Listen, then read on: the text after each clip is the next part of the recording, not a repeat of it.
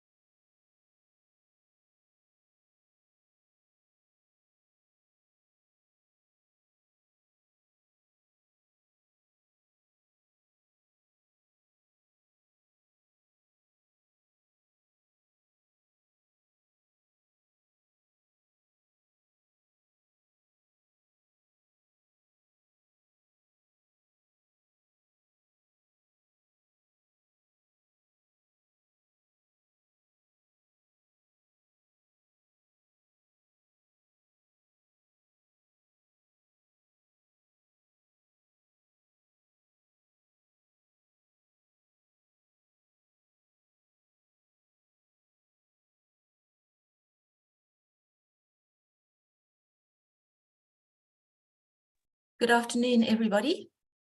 I'd like to extend a very warm welcome this afternoon to all the attendees and to our speaker, Professor Jonathan Langdon from St. Francis Xavier University in Nova Scotia in Canada.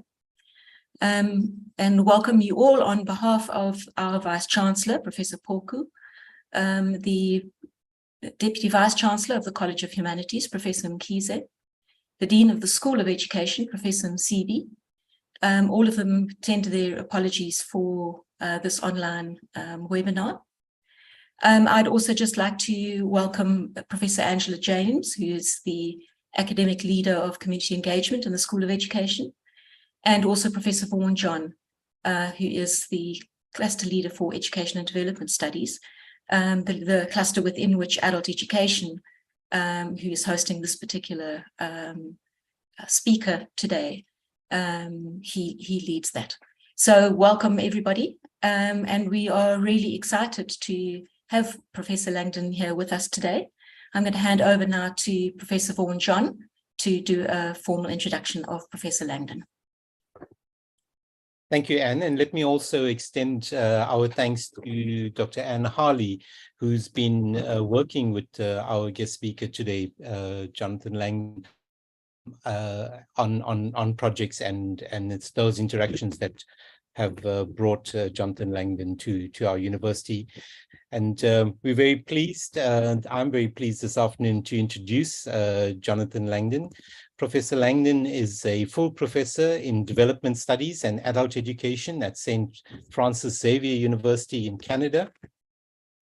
John's work focuses on social movements and social change and the role of civil society within a neoliberal globalized world.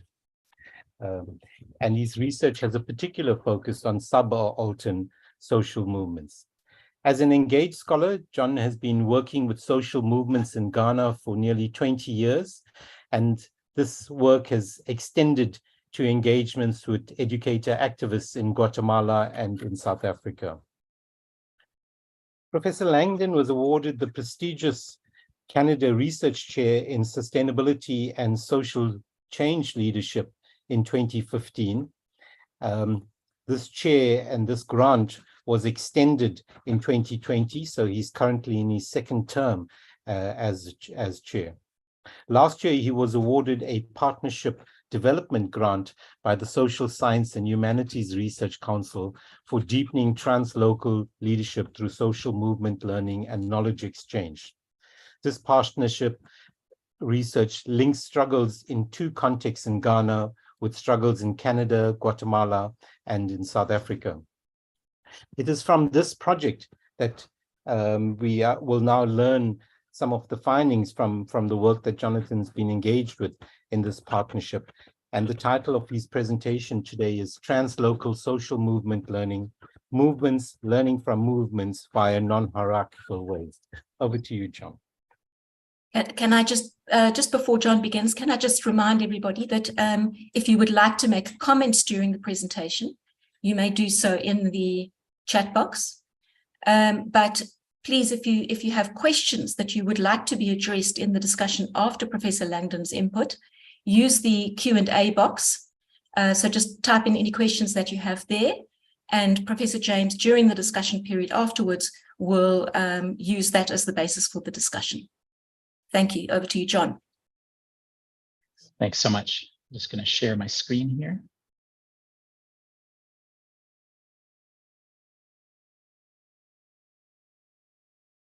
So thank you very much for the warm welcome. Thanks, Dr.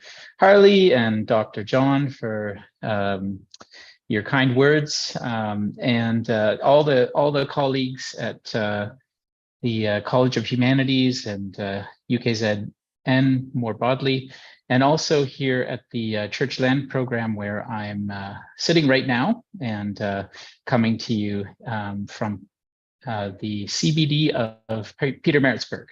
So very, very happy to be here.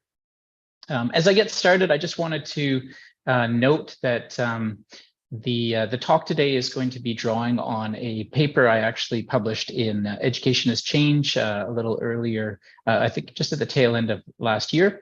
But it's kind of updating this and bringing in the discussion of the new partnership development grant that Dr. Vaughan just mentioned. And as he said, my talk is Translocal Social Movement Learning, Movements, Learning from Movements in Non-Hierarchal Ways. So I want to start with a quote, and this is from my colleague in Aboklali Bese Mjondolo, Peli Bonono, who last year at a conference that we presented at together, the Canadian Association for the Study of International Development Conference, he said, we are very, very keen to say, without movement building, without having these networks across the continent, the African continent, across the worldwide, we cannot win this fight on our own. We need solidarity. We need progressive movements, progressive organizations to be in solidarity with us, because we believe we stand together. If we stand together and say no to repression, no to killing activists, no to eviction of the poor people in the cities, so we can be able to say to the capitalist system, it has to stop in our respective worlds. We have to create a new space where people in society can live freely. And I think this quote goes right to the heart of the presentation today, to the discussion around translocal learning and social movement learning within that. So this is a little overview of what I'm going to talk about today. I'm going to, first of all, introduce this idea of translocal. Why is translocal an important idea in this moment? How does that, then connect with social movement learning? What is social movement learning? And then what is translocal social movement learning? And from this, I'm going to pivot to then talk about the translocal learning network that I'm involved in, and talk about where it came from and how it works. And then I'm going to give you a kind of a couple of snapshots of the way in which learning and action are happening within this network. First of all, sharing around a series of meetings that happened during the COVID-19 initial lockdowns, where we shared experiences of what was happening in our different localities.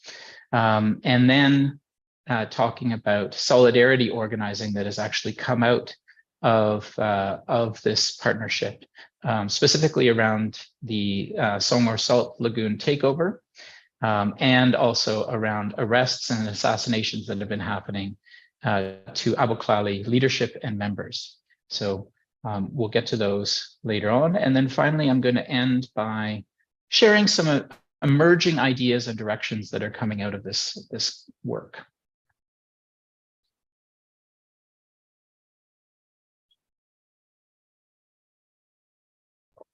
So why translocal?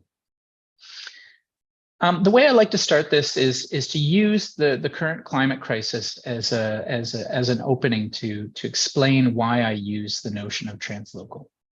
So we have this global crisis, crisis that's really impacting all of us. And we have governments around the world, economic organizations, international organizations like the UN, all coming together, all talking about how to try to tackle this problem. And they have been doing so for many, many years at the Convention of Parties meetings, the COP meetings.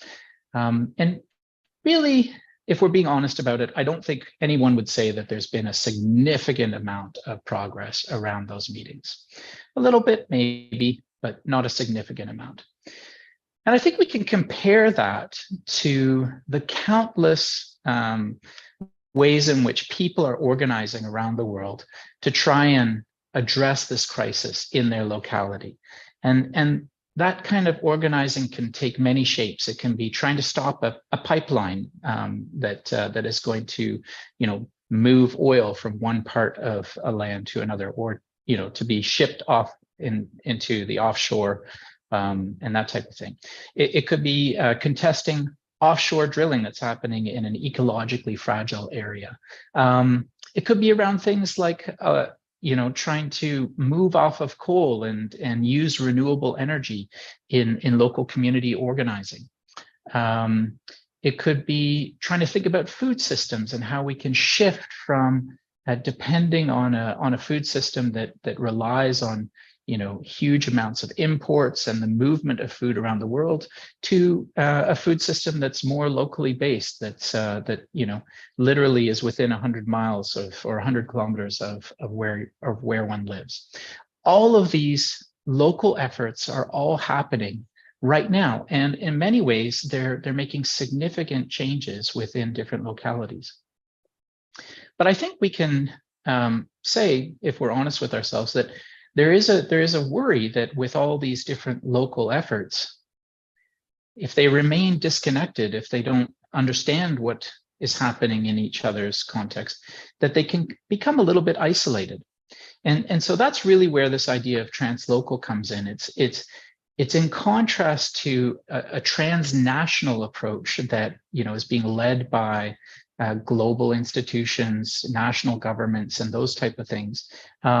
And instead is presenting an idea where local efforts can actually connect with each other and come to understand each other. This approach builds on a couple key ideas that Ferguson and Gupta presented. One of them is around the notion of topographies of power, where you have this sort of process by which governments and international bodies make the argument, because they are in a certain position, where they can sort of speak about all the dynamics in a country, or perhaps even, all the dynamics that are happening around the world. They have a greater sense of what the issues are, and therefore what needs to be done to make a change. And Ferguson certainly argues that actually, if we look at how these topographies of power operate, really they end up just kind of re-entrenching the interests of people who are in those positions of power, and not really actually creating spaces where we get some sort of debate and collective decision making about how best to tackle these big problems. And so Ferguson argues that instead, in order to kind of combat this type of topographic power and what he calls transnational governmentality, we need to instead look at local struggles. But we need to look at how local struggles can connect with each other and learn from each other, but in non-hierarchical ways. And I think this is really important, because even within activist communities, we can see topographies of power happening, where you have, transnational movements. And I think the climate crisis presents us with some of these transnational movements that sort of say, we know the best way to fight this. We know the best way to deal with the dynamics of the oil industry, or how to properly get populations to take up solar, or to shift off of imported food, and all these kinds of things. We see this kind of we know better idea, which is really that topographic power. So that's kind of the basis of why I tend to use this idea of translocal. Now, when we talk about social movement learning, I think just briefly, I do want to say that, I take a very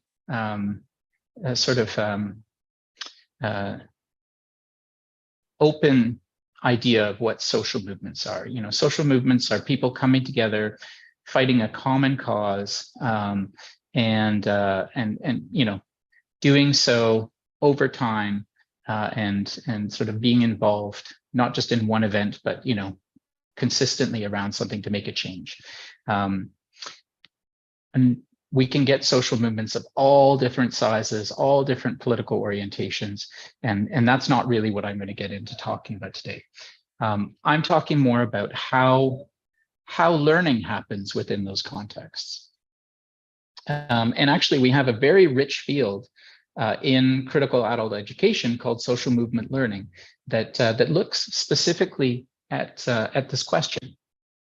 And there are kind of four ways that end up coming out of thinking about this. We have learning that occurs within movements that is studied. So how those who volunteer, or members who get involved, or activists who get involved in different kinds of struggles, how they learn. And that learning can be sort of non-formal, it can be informal and incidental. So it can take different kinds of shapes. And then there's the kind of learning that movements invite or maybe provoke in outside groups. And we could be talking about the public here. We could be talking about government institutions, politicians, that type of thing. So how movements are trying to, through say press releases, trying to elicit a shift in mindset. And then we could talk about the ways in which movements as collectives, how they learn over time. How do movements accumulate a kind of sense of strategy and a way of approaching things, and develop new ways of thinking around a particular struggle that they're involved in over time. And then finally, we can talk about the kinds of knowledge that movements produce. Maybe it's coming out with a particular kind of publication that really captures an analysis of what's happening around, say, a housing crisis or something like that. So the kinds of knowledge that movements are putting out there in the world. Hall and Touré have this study. That's Bud Hall and Thomas Touré. It's a little bit dated from 2005, but it's a wonderful study of the various different ways in which social movement learning is being researched. And one of the things they talk about is how there's a predominance of qualitative research, but there are some quantitative studies. There's a lot of theoretical pieces, but there's also a lot of empirically grounded research. But there's two kind of gaps that are really evident reading Hall and Touré's State of the Field piece. One of them is around social movement learning studies of African social movements. And I do want to make the exception of South Africa, because South Africa does actually have a very rich and vibrant community of folks engaged in social movement learning work. But across the rest of the continent, there really isn't a lot of research going on. And then the other gap is really around how movements learn from each other. So, how can movements in different contexts actually share their knowledge and through that deepen each other's understanding of the situations they're in, or perhaps come up with new strategies on how to deal with them. Now that was in 2005. One would hope that some of these gaps have been addressed, but when I reviewed for the Education as Change article, when I really kind of delved into how social movement learning literature responded to COVID-19, we really still see the same two gaps. We have a whole host of special issues and articles that came out that documented how movements and activists adjusted, so kind of learned on the fly, came up with some incidental knowledge, and organized in the COVID context. We also had a number of other studies that showed how social movement learning was actually happening within movements, and I do want to acknowledge that there was Shirley Walter's piece that was amongst that, but that's really the only piece that kind of spoke to an African context. None of these studies really looked at how movements learned from each other during this time. And that's something that we were doing in our Translocal Learning Network. So I'm going to get to that in a second. First, I just want to introduce that idea of translocal social movement learning. So this builds on Ferguson's idea, social movements learning from each other from one locality to another. And I don't want to pretend that there are no studies out there really looking at this stuff.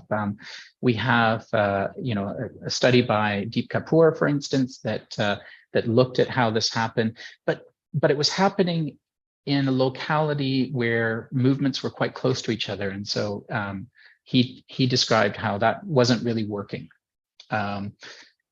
Another study that I think is really interesting, and it isn't a social movement learning study per se, but I see social movement learning in this, and translocal social movement learning in particular is Gopal's wonderful work at looking at the anti-colonial movements and some of the relationships between different thinkers and how people were exchanging knowledge in those movements. During the push for the end of material colonialism, especially here on this continent, but elsewhere in the world as well. And a key dimension of this work, and sort of coming from Ferguson and also from Gopal's example, was that this learning between movements really, it needed to be non-hierarchical, in the sense that there wasn't a movement saying, "Oh, I know better than you, and let me show you how to do it." The Ghanaian kind of anti-colonial movement wasn't sitting there telling Kenya, "Well, this is how you have to go about decolonizing." Sharing ideas, yes, but not that kind of top-down approach.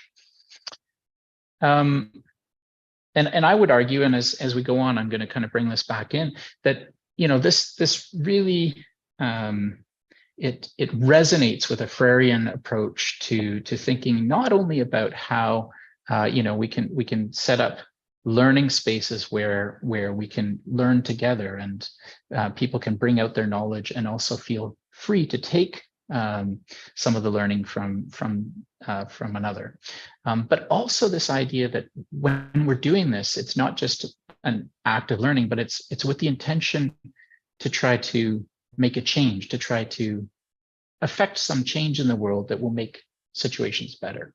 So and that sort of idea of connecting with reflection and action that is at the center of praxis within Freirie's work.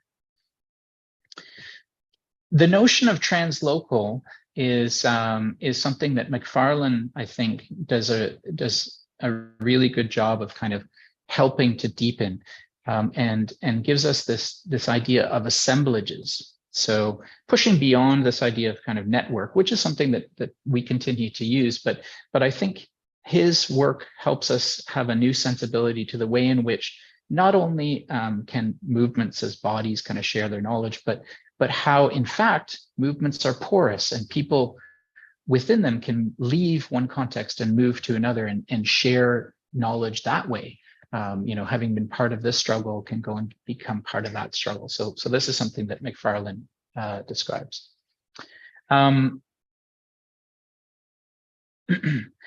I do want to acknowledge that, like, social movement organizing and translocal connection and networks has been talked about in research as well as learning, but not within kind of social movement learning literature. So I have some examples here where, you know, there's the Wang and Sewell piece is actually a really interesting description of how social movement networks learn from each other from the 1960s to 1995.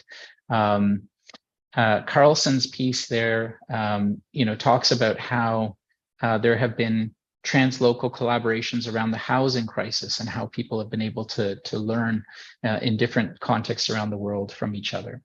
The Moraguez, Faust, and Sanino piece, it looks at how the sustainable food agenda has been really able to use translocal connections to deepen knowledge and understanding. And then finally, the Jockson and Carpenter piece is interesting because it's not only talking about knowledge production in movements, but also about disseminating that and how different ways that translocal networks can help to share the knowledge that is produced by different movements.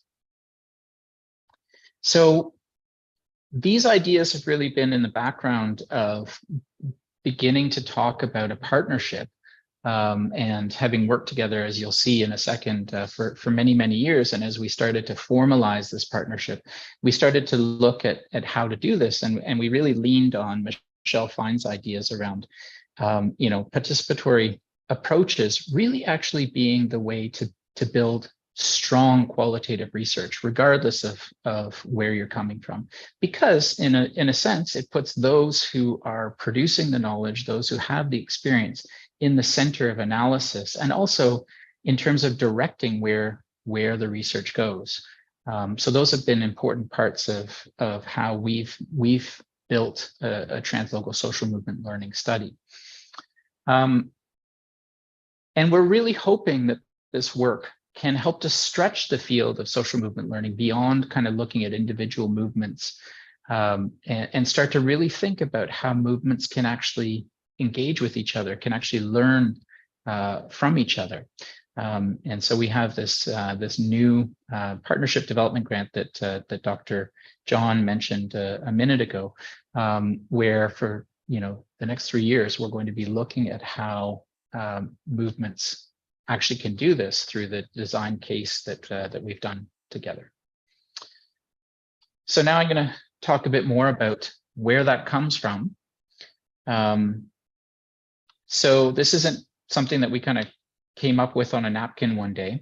This is something that's come out of our collective engagement and work, which began first in 2013 when through work around different kinds of struggles in Ghana, myself and a number of colleagues became aware. We had been working with a movement in Ada for several years around the Songor Lagoon, and then we became aware about a new struggle that was emerging at the other end of the country, right up by Burkina Faso, around gold mining.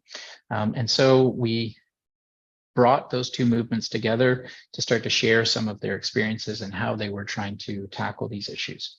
In 2015, we broadened that conversation, still a kind of informal process where we began to engage with movements and activists in Canada, in Guatemala, and here in South Africa. So really, we can say that prior to COVID-19, maybe that will be our new marker for how we determine the before and after. But prior to the COVID-19 lockdowns, we had 7 online translocal learning engagements where at least 2 movements were getting together and sharing some of their experiences and learning from each other. But we'd also had 3 in-person learning exchanges. And actually, later this week, we're going to have another in-person learning exchange. There's delegates coming from Ghana that will be arriving shortly and joining the partners here in South Africa to exchange ideas about how we're doing this work together. And then during that initial period of lockdown during COVID-19, when we were all kind of wondering what was going on, we all reached for each other, and we ended up holding a series of meetings where we sort of gave each other updates as to what was happening, how was lockdown happening, what were people doing to try to organize around it, and to react to it, to keep things going. And it was, I think, really out of that closeness that came out of that period that people decided, okay, maybe this is something we need to do a little bit more formally. And so we saw over the next kind of year and a bit, a process of starting to talk about a formal collaboration and actually getting some funding to support it, so that in April 2022, we launched this Translocal Social Movement Learning Network. To give you a sense of who's been involved in this, the first four groups are who are part of the current Translocal Learning Network, the formal one. But everyone here that is mentioned has been part of at least one or several of the meetings that happened before we became a more formal organization. So we have Aboklali Bese Mjondolo, I think well known in these parts as the Shack Dwellers movement, coming out of Durban, but now with branches all over South Africa, over 105,000 members. We have the Ada Song or Salt movements and their community radio Ada. And there have been kind of different iterations of the SALT movement. So they've had different names over the years, but they've always been in collaboration with the community radio station. And so they're a key partner in this network. The Church Land Program, which is where I'm based right now. And their work with not only with Aboklali, but also with communities that are trying to have conversations about mining that's happening and its impact on their livelihood, on their way of life, up in and around Newcastle, as well as impact of fracking. Then there's the Savannah Research and Advocacy Network, as well as their partner, Venceremos Development Consult, that's been working with them around knowledge, documentation, and that type of thing.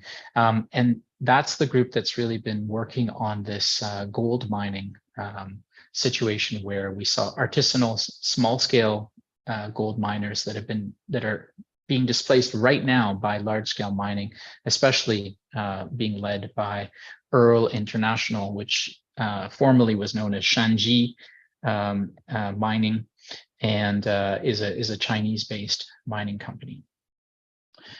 Then we also had movements coming out of Canada, the Stop Alton Gas movement, which is Indigenous-led, Mi'kmaq-led, process of contesting this large gas infrastructure that was going to be put in, and that was going to dramatically impact a local river, dumping millions of tons of salt into it and affecting the ecosystem. And that was really led by grassroots grandmothers who really kind of,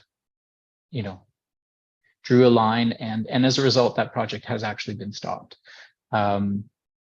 And then there's the Wandering Minstrels Feminist Choir, which is a group that use songs to try to kind of provoke thinking in Antigonish, the community where St. Francis Xavier is based.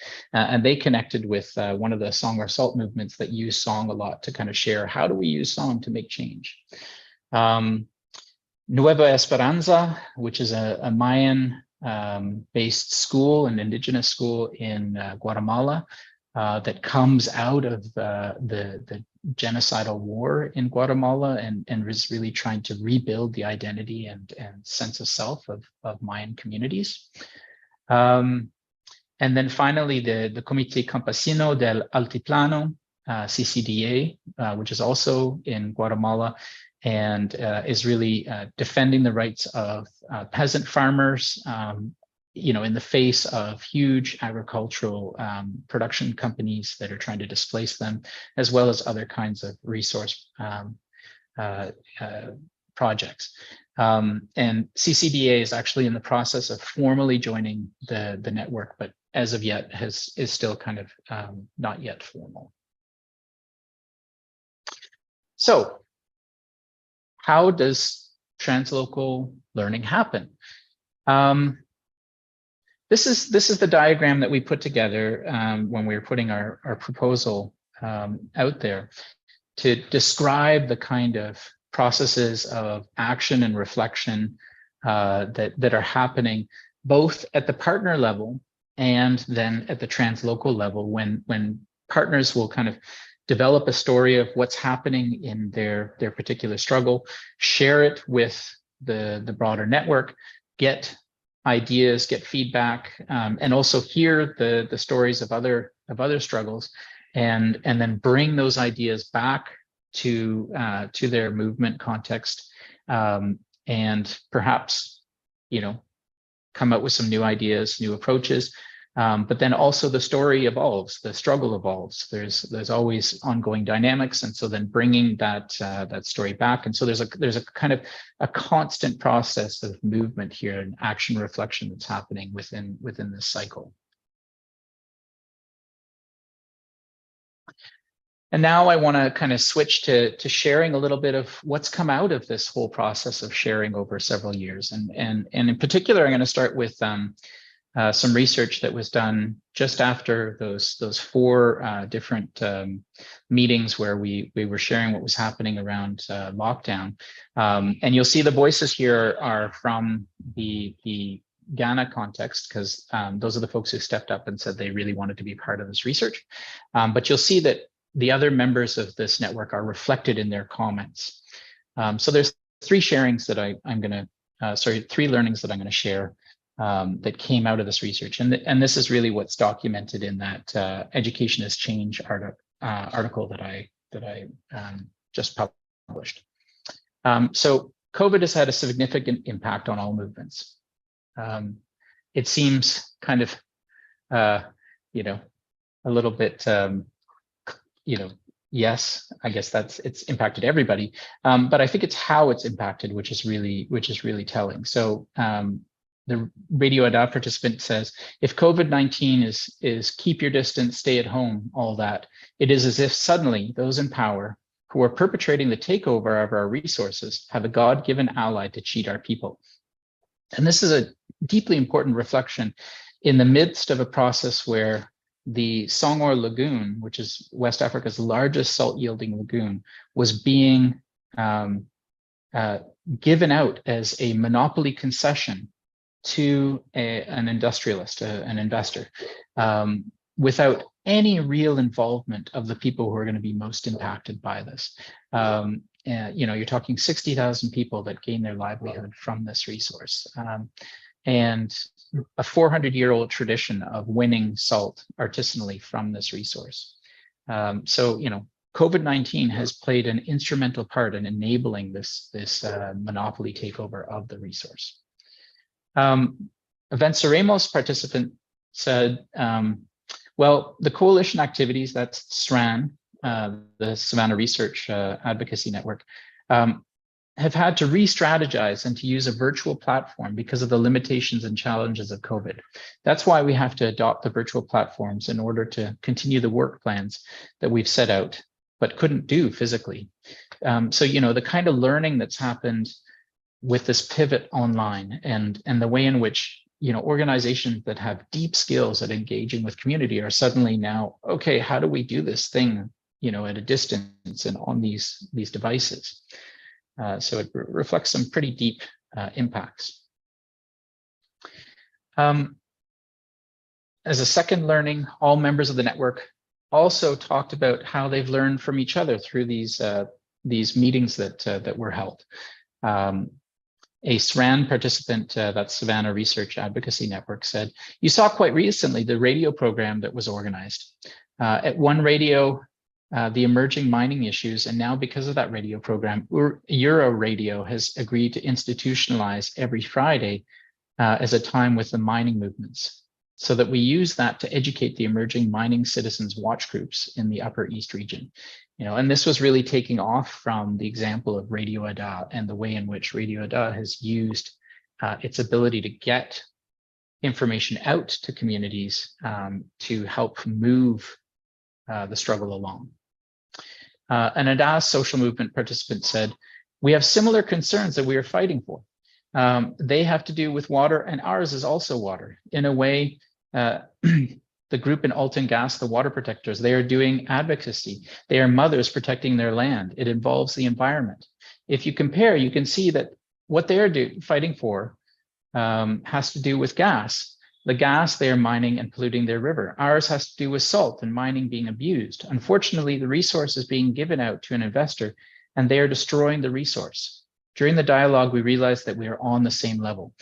So that moment of kind of like, oh, I see myself in your struggle, and kind of taking that on with each other. The third learning had to do with mutual solidarity that was built through the network meetings. And this is an important one because it pivots into the next point, broader than just what came out of the COVID-19 meetings. So the Venceremos participant said, "One of the learnings I've come to realize is that class interest shall always be supreme. A certain class interest in China would definitely be the same interest for a certain class in Ghana or in Ghanaian society. And I'm telling you of the bourgeoisie class and the elites. Their interests shall always coincide." So that kind of class analysis that emerged by reflecting on what was happening with Abaklali's struggle and some of the stories that were coming out of CLP, as well as what was happening in Canada. The Ada Salt movement participant said, "The valuable learnings opened our minds of concern and the need to rise up together for the earth. In order to sustain a resource, we need to rise together, to resist what is happening, and the power to say that we are not pleased. In Upper East, South Africa is the same. The women's group in Nova Scotia is the same. They have risen up to resist together. They have spoken out to say what is destructing the water, the land where the gold is created. They have the power. We have the power. When you talk and you have power, the power belongs to us." So that kind of sense of, okay, by taking on each other's struggles, by connecting with each other's struggles, actually it helps deepen our own sense of confidence, our own sense of being able to engage and step into this issue that they're trying to work on. So these three learnings, I was able to document them through this study around the COVID-19 meetings, but really this last one around solidarity building has continued to be a really important site of not only learning, but also thinking about action and that kind of praxis of reflection and action. And so since those meetings in more recent times, solidarity continues to be a major area of learning and action. Two examples of this. We have the monopoly takeover of the Songor, where Radio Ada, when this was happening, managed to get a hold of the documents that this company was using to take over the lagoon and actually translate them and broadcast them to their community so that they could hear what the company really intended and said it was going to do, and including things like relocating communities, flooding communities, and ending the practice of artisanal salt winning. The station, as a result, was attacked on January 13th, 2022, last year. And if that wasn't enough, the lead producer of their show on the Songor, Noah Dame, who's actually one of the delegates due to come here later this week, he's been targeted by a series of arrests by police around a Facebook post that he put out where, he really just said, I'd really like the investor to think about the consequences of his actions when so many people are getting hurt. This is being described as inciting violence against the investor. So he's been in court. His case was actually dismissed, and then he was rearrested as soon as he left the court. So it's still ongoing. but we don't really know when it will end up. Similarly, Abu Klali leaders and members continue to face arrests, attacks, and even assassinations for their work.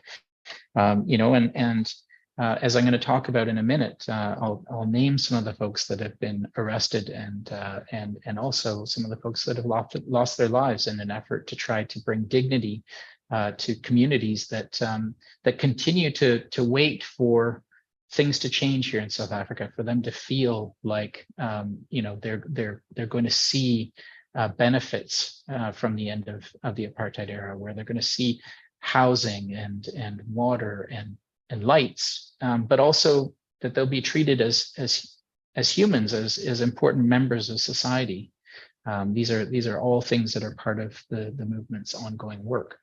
And in both these cases, the network really came together and organized some meetings where we could really delve into what was happening and hear from folks in the center of this crisis, and then build some solidarity actions out of it. So I'm going to share some visuals from these struggles now and just kind of speak a little bit more about them. So this is the Ada song, or Salt Movements and Radio Ada. On your right in your screen, you can see a kind of a series of photos that are all around the Radio Ada emblem, including 3 photos on the bottom that show the destruction that happened when the radio station was attacked. Several staff were also hurt assaulted in that attack.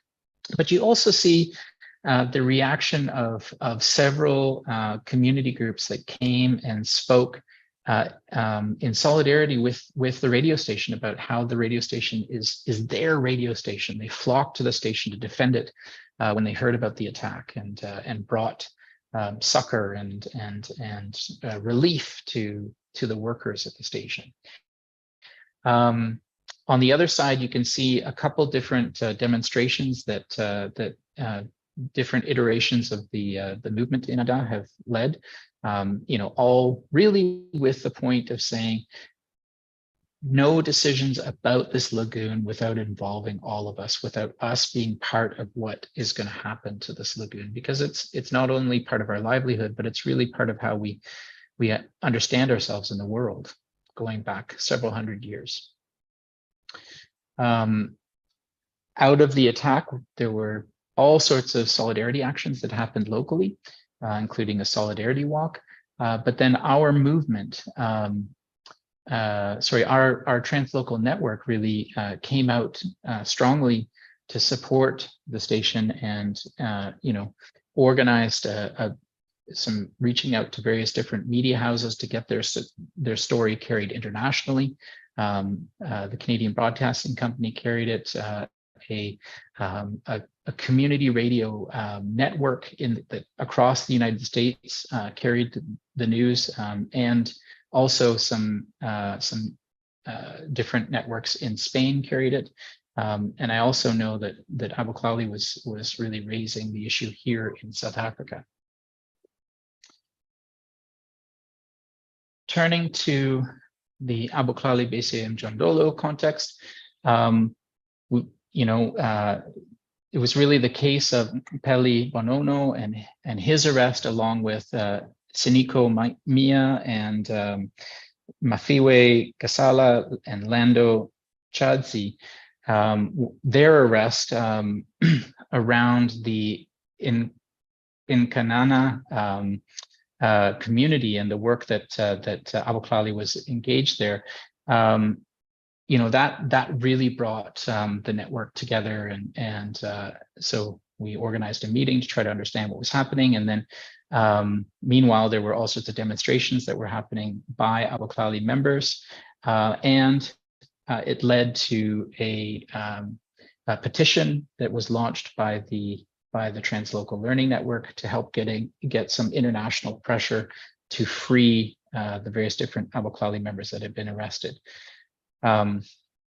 We had the success of Peli getting out, And then subsequently, I heard just on February 1st, a number of the other folks who were arrested were released, even as Ntokozo Ngubane was arrested.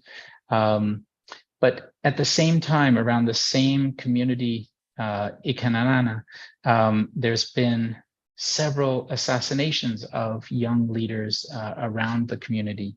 Inkutulu, Maboso, Ayanda, Ngila, Linda Kule, Mugoni were all killed for their work with Aboklali.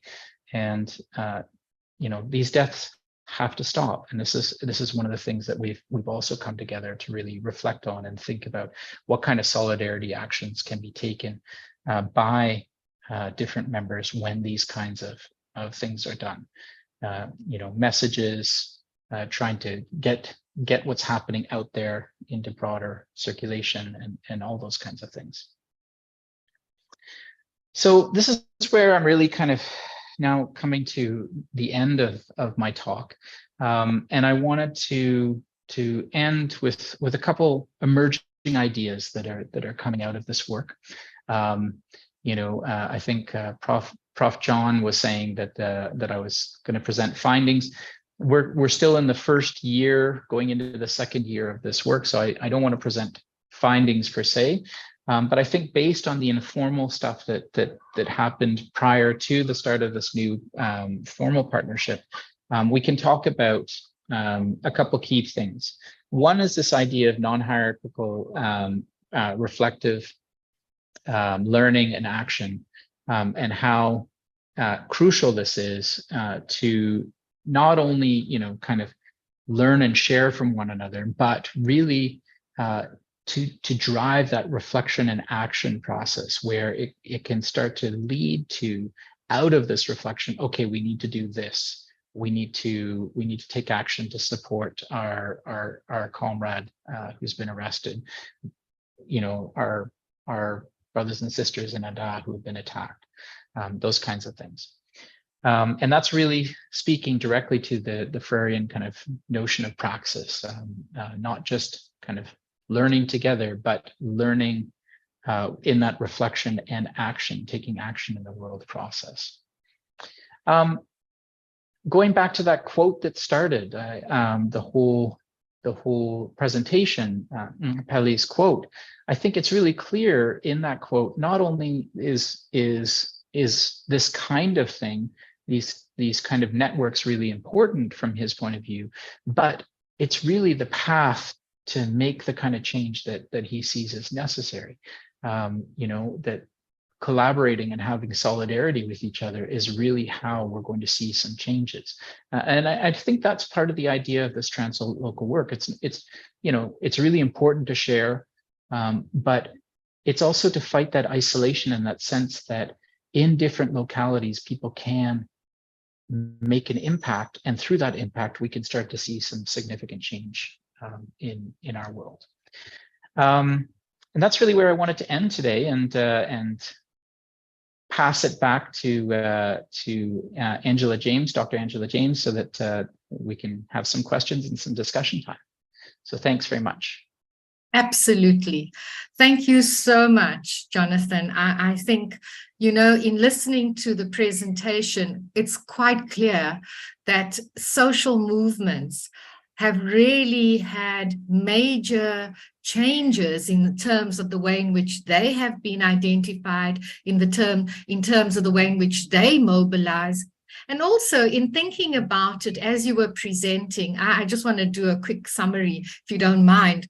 I was thinking of the fact that it has such a historical, social, contextual, political, economic links to all of this. And then I start thinking about our South African history and the types of movement that we had within our South African history. And what learnings have come from that as well. And the context is a bit different. The interrelationships and the networking is something else that could also be explored even further. So thank you so much. And certainly listening to the quote from Abahlali and the extension to which they have grown from just one particular site within the country to over 100,000 members is really significant. At the same time, what we need to think about, and I'm going to put 3 C's. So how do we work with connection? How do we connect? How do we communicate? And how do we care in the process of all of this as well? So it's not really a question as such, but just for people to actually think about this. I do want to raise a question that our colleague within the science and technology sector, who is Prof. Freddie Nadraj, Freddie Nadraj Governor. We know him as Freddie. He's asked quite an extensive question, and I think you're going to take quite some time to answer this. So if you look at the question, I mean, if you think about it, he's asking, how is the translocation social learning identified? That's one. Then how is it driven? How is it sustained? So think about, how do you identify? How do you drive? How do you sustain it? How is it then tracked? And then the output measured. I don't know about output measured, but I suppose the change as an action-oriented and transformed, or is it just talk shop with no benefit? So you know, he gives this loaded first part to it, and then he challenges everything to say, well, is it just talk shop with no benefit? And I think let me stop there and give you the space and the time to be able to talk to that. And yeah, and if there are any other questions, please, will we share them in the Q&A? There is a second question. Maybe you can go with that because it's actually quite an extensive one. Okay, so the question is in the Q&A. Q&A. Okay, I'm just trying to get identified, driven, sustained, tracked, measured.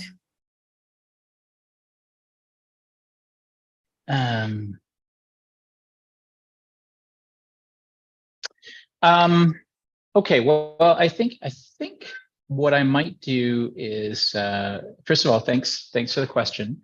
Appreciate it.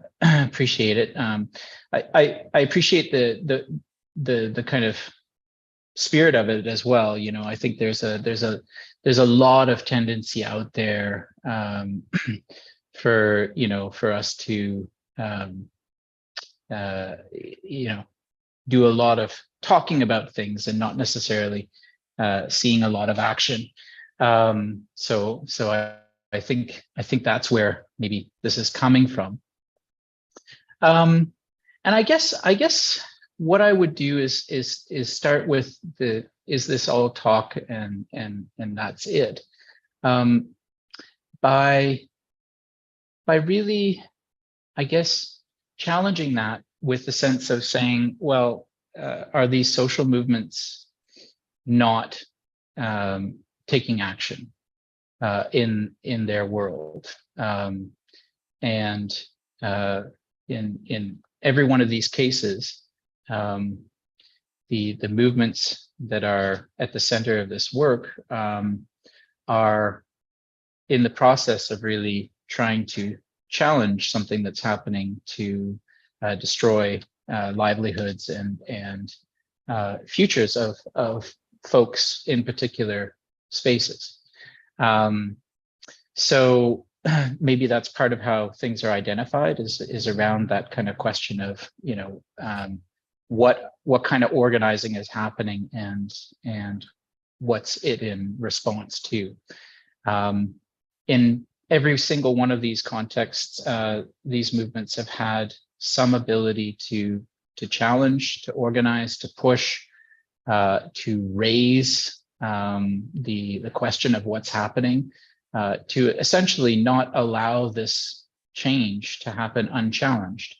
So no, they're not just talk shop. They're very much out there trying to make some significant impact. I do think there's a danger with this kind of work to get into an econometrics of trying to document change, because we can also see, I mean, I think maybe South Africa, I don't want to speak as if I know this context, but from the little I've learned, I think we could say that maybe prior to the end of the apartheid era, maybe people had some real hopes for things to really change, and maybe what looked like a real change has not become the change that people really thought it would be. So I think there's a danger around trying to, sort of present a political change or some sort of change that hasn't really seen an impact come through. So I think that, there's a bit of a danger of trying to bean count around that. At the same time, definitely movements that have been involved in this have stopped projects and therefore protected rivers, protected livelihoods. So for instance, in Ada, the movement there stopped a similar effort that happened in 2011. And I think probably could have organized to resist this current one if the lockdown hadn't happened. There's a way in which this kind of movement organizing has been able to actually to stop the foreclosure of people's futures ahead of them happening, but then conditions change and suddenly that's not true anymore. Now, if we're talking about has there been stuff that's come from these interactions, there maybe it's a little bit more difficult to say exactly to ascribe a particular impact. But I can say, for instance, where ideas have had significant impacts, for instance, in some of the earlier informal meetings, some of the water protectors in the Canadian context challenged the Ada group who were using the notion taboos as a way of thinking about the way that this lagoon was being protected from traditional knowledge, and they talked about how they use the term teachings and not taboos because they see this as a legacy that's been handed down to them as something that they want to pass on, not as something that's a kind of a bad practice that we should be ashamed of. And that really got a good discussion going. And so there was a kind of a significant decision. Okay, let's start using the idea of teachings as opposed to taboos out of that. I look at that and I say that's an important change in terms of how people are thinking about things. It wasn't hierarchical. It wasn't like we know better. It was really through a dialogue process of like asking and pushing. And there's a lot of different examples like that that I could share. I mean, I think the question of sustaining this stuff, I think if the commitment is there, the sustaining will happen. Abu Klali is a fantastic example. Abu Klali has basically said, we have to do this. The Translocal Learning Network is one of a number of different networks that they are part of and that they see as a crucial part of their ongoing work in the world. They just hosted 35 delegates from a different network who came from the US, from Ireland, from Brazil, I forget where else, just this past weekend. And now they're going to host the delegates from Ghana this week. So, definitely there's a commitment there. And I think it's through that we see these kinds of things being sustained, not through a research partnership per se. I think the research partnership is an opportunity for us to kind of delve deeper into what's happening around this kind of process, as opposed to an idea of this being a way to sustain this sort of effort. Yeah, I hope that's kind of given some ideas for Freddie for your question. And maybe I can go on to the next question. Oh, I see Anne has put her hand up. Yeah, I was going to say, Anne, will you go? Thank you. Thanks very much. I wanted to actually just talk about one other example, if I can, of the ways in which I think the movements have also acted not just in solidarity with one another, but also to challenge one another and kind of keep one another honest, in a sense. I can remember that when the then version of the Ada struggle movement around the salt pan, UKZN, which was largely a group of women, came out to South Africa and visited with Abuhlali, and they had kind of emerged out of a concern about the ways in which men were leading the struggle in Ada.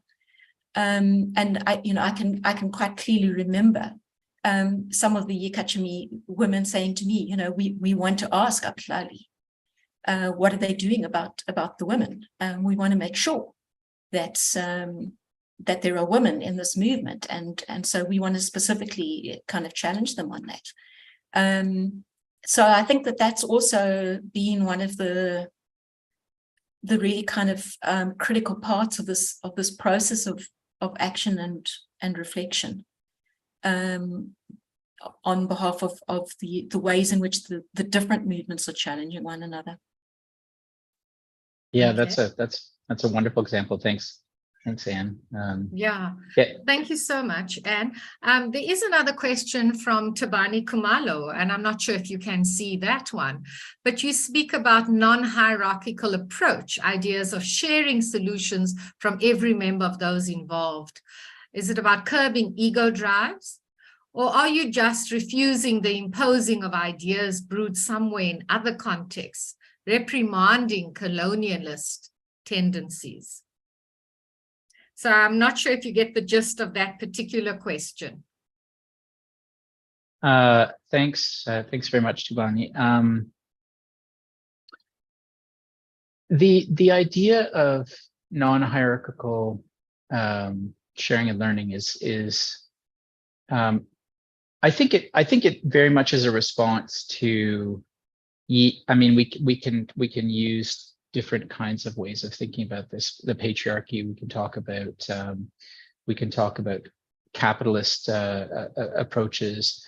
Kind of managerialism. I mean, there's so many systems in our lives that suggest that somebody at a particular space has the knowledge and therefore the right to impose their view on a whole series of people that are kind of in the model presented as lower than them. Of course, in reality, we're all on the same level. But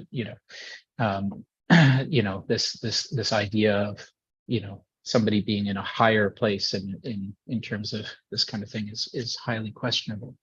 But it's something that's all over the place, I think, in our world. And I don't want to pretend that these are not things that surface in our movements. Some of the other presentations I've done while I've been here have been about the ambiguous nature of social movement organizing, the way in which ego can come into this, the way in which people's desire to see themselves and their point of view reflected in what is done, taking the day in terms of how things happen. But I think from the outset, this approach is really trying to create a space where that's challenged in a kind of organizational way. That just because Abuhlali has 100,000 members doesn't mean that it can't be challenged by a group that has 1,000 members who say, well, why aren't women involved? Why aren't women more involved in your leadership? And similarly, it doesn't mean that Abuhlali doesn't have something to offer, to this other movement. I think it's really about respecting that movements in their localities have a sense of what the struggle is, what's happening. But that doesn't necessarily mean that there aren't outside ideas that could help them.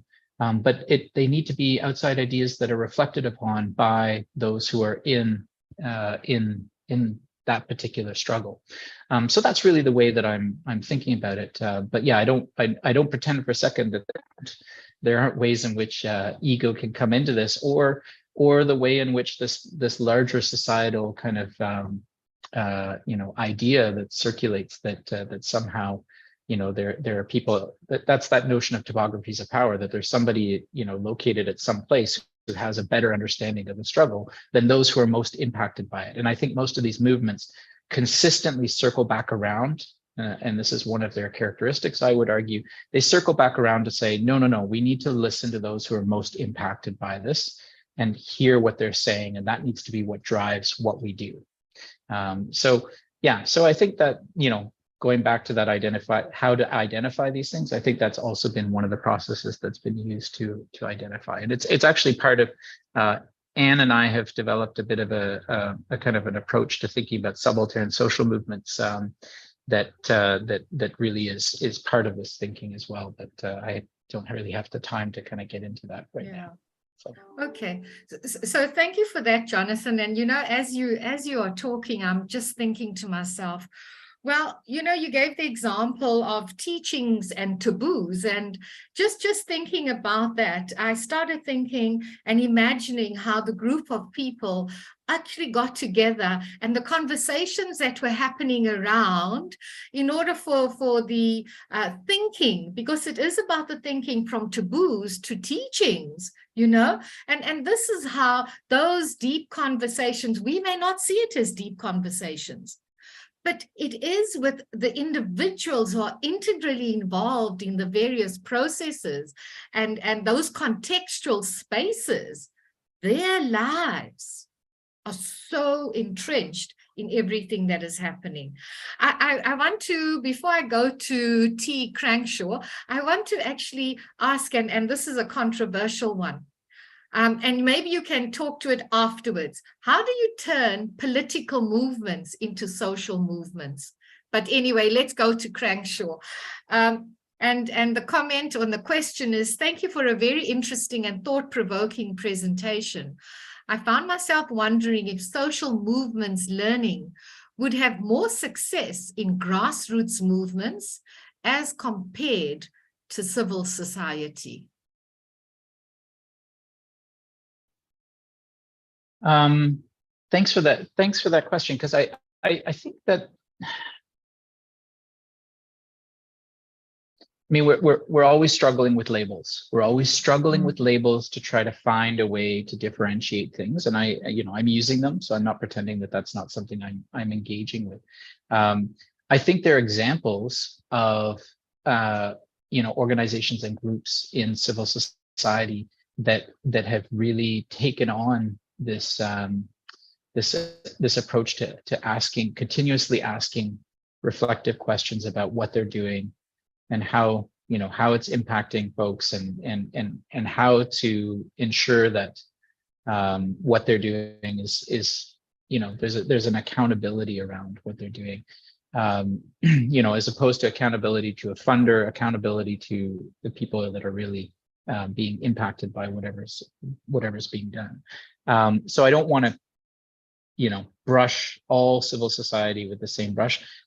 By the same token, I think it's very important at this political moment for us to acknowledge that there are social movements out there that, maybe if we looked at their particulars, they might look like a grassroots movement, but then suddenly they're storming a Capitol building in the United States, right? I think that there's so I think we do need to spend some time really thinking about the particulars of the different groups that we're talking about. Having said all that, I do kind of feel like folks who are at the front line of a particular struggle, I think that there's a way in which and I'm not alone in this. There's lots and lots of social movement learning literature that talks about this. That there's a way in which that kind of experience, has a greater possibility of organizing. But I think, and this is crucial, and Griff Foley, who's somebody who I really, really appreciate, talks about that, like, if the efforts to contend with whatever is happening are not reflected upon are not kind of, if there's not time spent unpacking them and really thinking about them, and that's that learning process, that reflection and then leading to action. If that's not happening, then there's a real way in which movements can be quite ambiguous in how they behave, in terms of, the kinds of interventions that they make. For instance, pitting people who are facing the same challenge against one another, just because one person comes from another, a particular context, and that kind of thing, and using that to divide people that might otherwise actually come together really, really effectively. Yeah, so that's kind of my response, and maybe that also it starts to talk about political movements, but I might need a bit more time to think about that one, because I sense that there's a loadedness to this in this particular context. So I might speak about it in a Canadian context that everybody will just be like, yeah, that doesn't apply. Okay, so I'm actually very taken up with your posters behind you as well too, and I'm just wondering, to what extent does that relate to what you have been presenting in maybe just a very few sentences? I know you spoke about the abahlali and no home, etc., but it's no land. I actually wrote them down: no land, no house, or is it home? Yeah, house. No house, and no vote. No vote. Yeah. So how do you put all that together and link it to the translocation social learning movement? Yeah, well, I mean, I think that if, obviously there are probably some people on this call, and some of my comrades I'm hoping from Abahlali are also on here. If I understand the context correctly, this really came out of a moment when there was a sort of, a fed upness with the kind of way in which the post-apartheid, that I spoke to a little, alluded to it, this kind of, there's a change, but it's not a real change, right? And the kind of sense that, well, if we don't start to see some real, like, material change in what's happening to in our lives, we're not going to continue to just blindly support anybody, and I know that was a controversial moment, but it was also a moment, as far as I understand the situation, where Abahlali in particular was kind of like, you know what, we're doing what we think is necessary for us, and if you don't think you like it, well, take a minute to stand in our shoes. And again, that's my interpretation, but that's the way it's been presented. And I think that since then, there's also been some new ways of thinking about it, where it's kind of like voting. It doesn't really matter which party you vote for, in the sense that they're all the same at this point. And so that's also, I think, part of an analysis that's going on. Yeah. But again. Okay. What is this? What's the saying? Nothing about us without us. So I don't want to pretend that I know what people are thinking, but that's certainly what I've heard from the conversations that I've been privy to. Okay. What is one question that you would like us to think about? Oh, nice. That's a juicy one. Well, how do you turn political movements to social movements? I mean, I do sort of think that we need to take a hard look at what's happening right now in all of our lives. We all collectively, it's that saying, we were all in the same storm, but we weren't necessarily in the same boats. Yeah. But we all went through this experience around the world of, locking up and locking down and all this kind of stuff. So I think there's a way that we have in this particular political moment. And, I think Roy's, has a wonderful quote about the possibility of moments like this, where if if we do really collectively grapple with this, and I guess this is my challenge or my question, you know, in what ways can people grapple with, you know, the crises that exist in our world and find hope through action, find hope through working with others.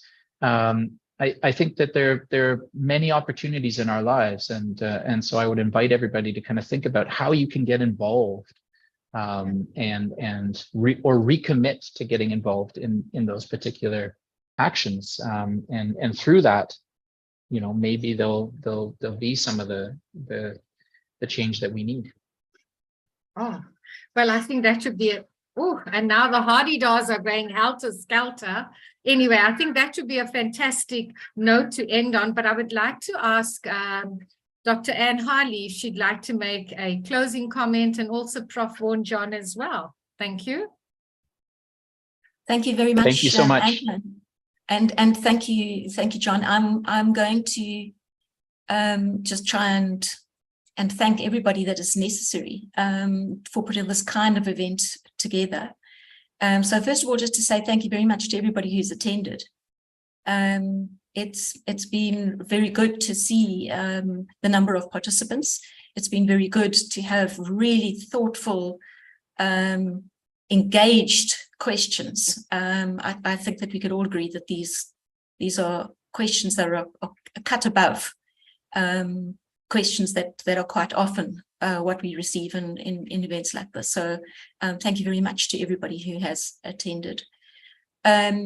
Also, just to say thanks to the team that have helped to allow this to happen. So Melissa Mangru from Corporate Relations and her team, including Musa Ntuli, the IT technician who's been on hand to help if anything goes wrong, and also make sure this is properly recorded and live streamed. And often those kinds of people are so essential, but work so quietly in the background that we don't properly acknowledge them. So thank you very much. Thanks very much to you, Angela, for handling the question and answer session. And I think making it a really enjoyable discussion. It felt great. I think people have stuck around because it's really been an enjoyable session. And then to Vaughan John for his introduction, and I'm going to give him a chance to say a few words. But I think obviously the one person without whom this really couldn't happen is our speaker. So to Jonathan Langdon, enormous gratitude for what you've done. He doesn't look it, but I think he's quite exhausted because we have used him heavily in the time that we have had him with us. Many thanks to the NRF for the financial contribution that made it possible for him to be here. And we've really maximized that. So John has been busy every day since he arrived last week, doing seminars, speaking to people, sharing his knowledge, organizing madly in the background to ensure that Ghanaian colleagues are here, despite their visa problems. So to John, as always, thank you very, very much for being here. And I'll allow Professor Vaughan John the last word. Thank you. I don't want to add much to that, but just say to John, thank you very much for a thought-provoking talk, John, and one that's also has a hopeful message. And I think it's really good to start the year with such a webinar.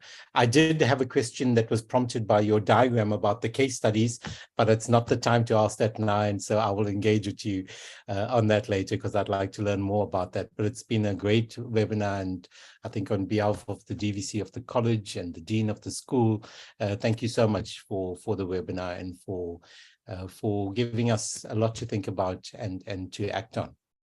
Great. Just a final reminder that this has been recorded. You will be able to access it on the university's YouTube channel, and also that his presentation, the PowerPoint presentation, will be available. If you would like a copy, please contact the PR department of the university.